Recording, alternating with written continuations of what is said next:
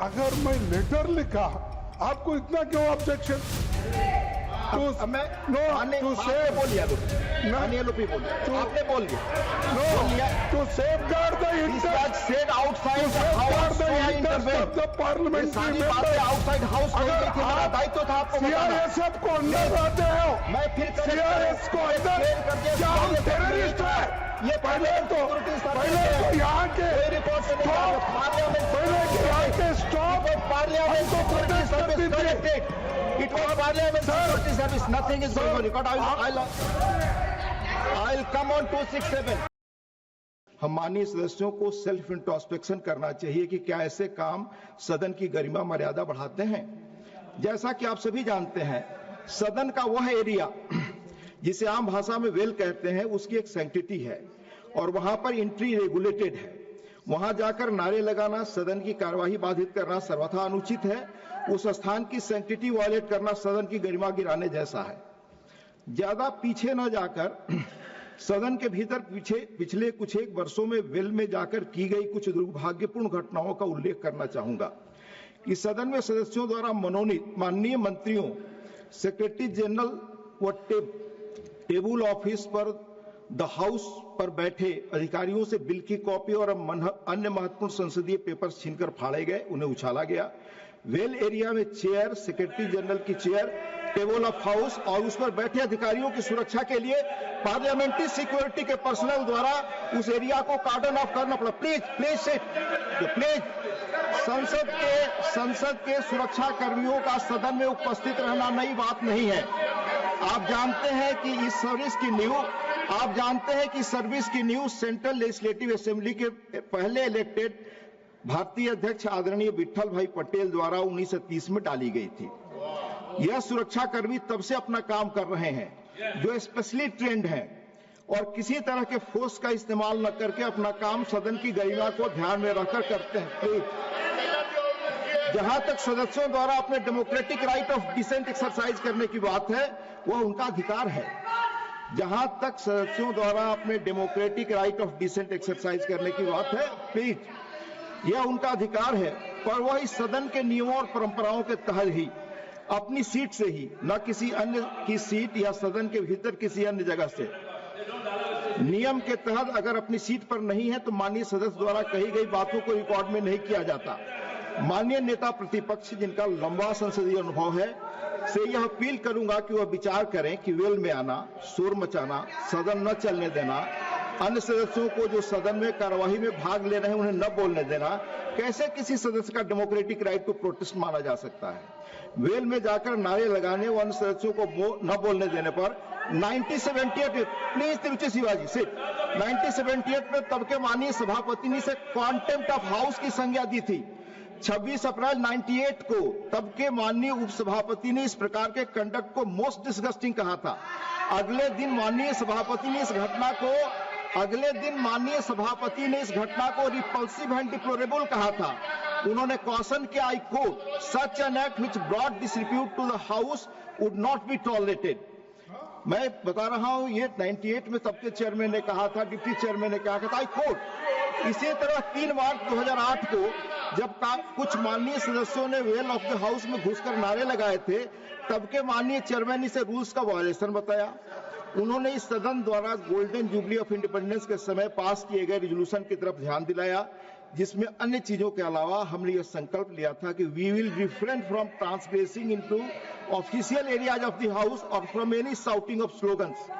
इसके बाद राज्यसभा के 230वें सेशन 2014 में जब कई सदस्य वेल ऑफ द हाउस से नारे लगा रहे थे, तब के चेयरमैन ने कहा था, and I quote, Honorable members, from several days now we have been in a situation of being forced to witness the deviations from the decorum of the house by members coming into the well and shouting slogans, unquote.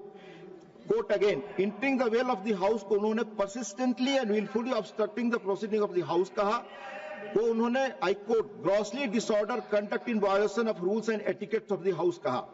230वें session में एक सदस्य well में नारेबाजी कर सदन की कार्यवाही बाधित कर रहे थे, तो उपसभापति ने कहा था, दिस माइट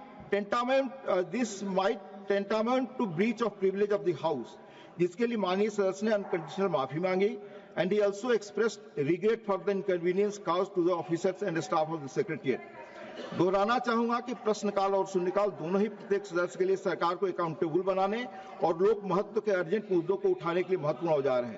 वर्तमान सत्र में अब तक विभिन्न महत्वपूर्ण विषयों पर हमारे पास 150 start questions, 150 zero hour submissions और 150 स्पेशल मेंशंस रेज करने का मौका था, लेकिन लगातार व्यवधान के कारण हम केवल 13 start questions, 5 zero hour submissions और 17 स्पेशल मेंशन ही ले पाए। व्यवधान के कारण सत्र में अब तक 41 घंटे 11 मिनट गवा चुके हैं। This way we are not abdicating our responsibilities as member of parliament. Is it not a disservice to the people whom we serve? Chairman माननीय एलओपी से अपील करता है कि वह ऐसे माननीय सदस्यों को जो नियम और परंपराओं की अवहेलना करते हैं, यह सलाह दे कि वह सदन का कामकाज चलने दे, उसकी मर्यादा भंग न करें। यह पक्ष और विपक्ष की सामूहिक जिम्मेदारी है कि सदन की डिग्निटी, डेकोरम और प्रेस्टीज पर आंच न आने दें। पुनः आप सभी सदस्यों से आग्रह है कि आप सभी बहस में भाग लें, सदन को बिना बाधा चलने दें। हमारी सामूहिक जिम्मेदारी, कामकाज, मर्यादा आचरण से इस मुल्क में लोकतंत्र की जड़ें गहरी हुई। अंत में देश के पहले प्रधानमंत्री, लेट मी कोट, देश के पहले प्रधानमंत्री पंडित जवाहरलाल नेहरू की कही बात। अंत में प्लीज अपनी सीट पर जाएं। अंत में देश के पहले प्रधानमंत्री पंडित जवाहरलाल नेहरू की कही बात 14 अगस्त 1958 में इसी सदन में कोट करते हुए अपनी बात खत्म करूंगा।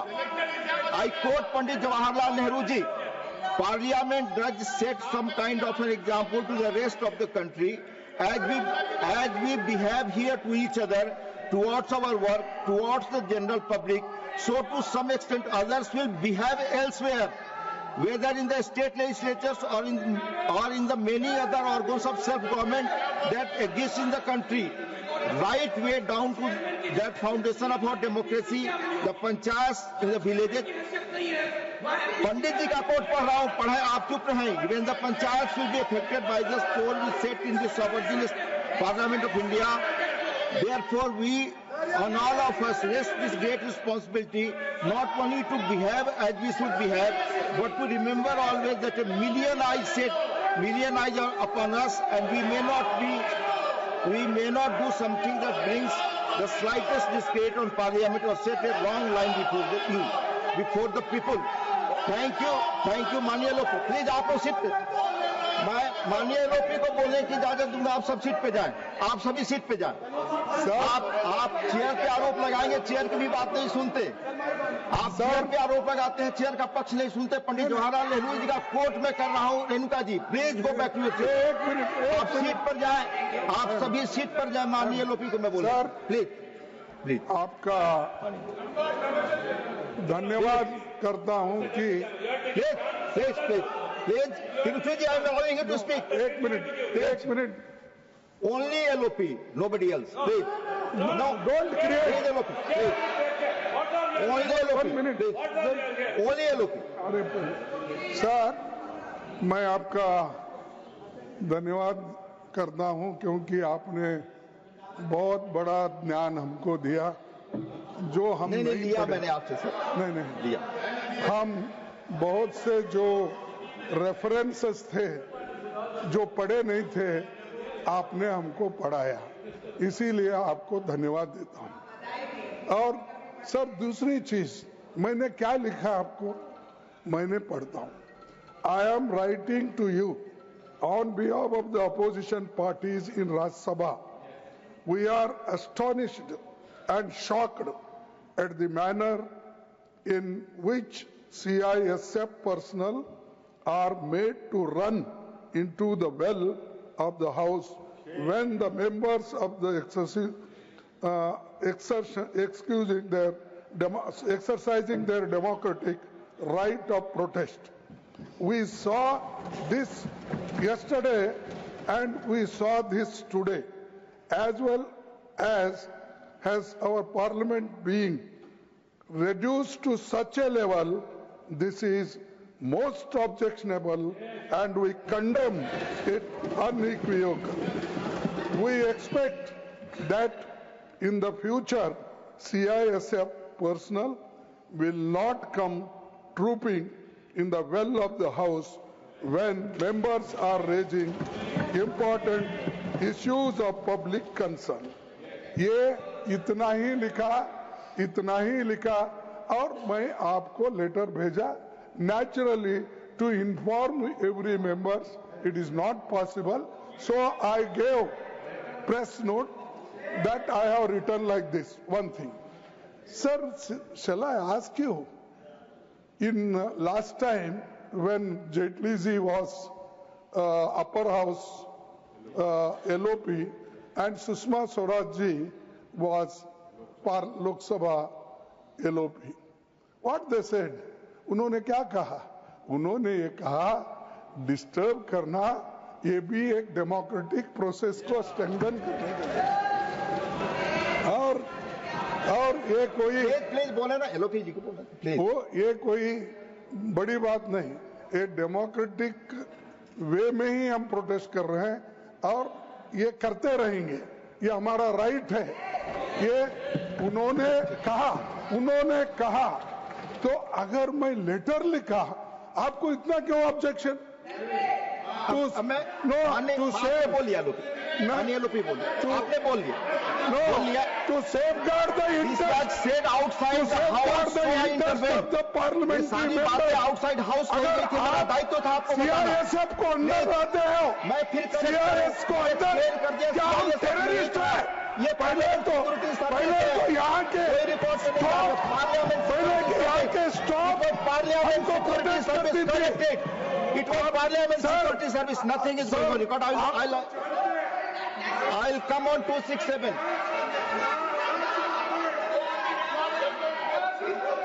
नहीं, आप बोल चुके, माननीय एलओपी बोल चुके. प्लीज, आपने अपनी बात कह ली. माननीय एलओपी, आपने कह लिया. माननीय एलओपी को माइक दे. बोले. हमारे आप सभी. हाँ, सर, आप अपनी सीट पे जाएंगे. Sir, please go back your seat. हमारे पार्लियामेंट के स्टाफ, एक मिनट, हमारे पार्लियामेंट के स्टाफ इतना सशक्त है कि हमारे को प्रोटेक्ट करने में वो मजबूत है और वो आपके कंट्रोल में आते हैं. लेकिन आप पुलिस को लाके, मिलिट्री को लाके यहाँ हाउस चलाना चाहते हैं. हाउस चलाना चाहते हैं. धन्यवाद. इसी हाउस में, धन्यवाद माननीय सर, इसी हाउस में पार्लियामेंट सिक्योरिटी के राजनारायण जैसे आदमी को कोई नहीं यहाँ पर भ्रमित करने वाली चीजें न बोले. उठा के बाहर फेंका था. No please. लेकिन आप हमको ये जो जिस ढंग से जो ट्रीट कर रहे हैं 267 विट्ठल भाई पटेल से लेकर 267 तक आप उदाहरण में रहे. 267 हम क्या उतने अज्ञानी हैं? धन्यवाद. क्या हमको कोई समझ में नहीं आता? तो इसीलिए ये चीज को मैं कंडम करता हूँ. प्रोसीडिंग से निकाल दीजिए. I want to clarify, parliament security service के लोग ही इंटर कर सकते हैं और हमेशा आते हैं जब जरूरत पड़े. I want to pit. What you have given, it should be removed from the proceeding.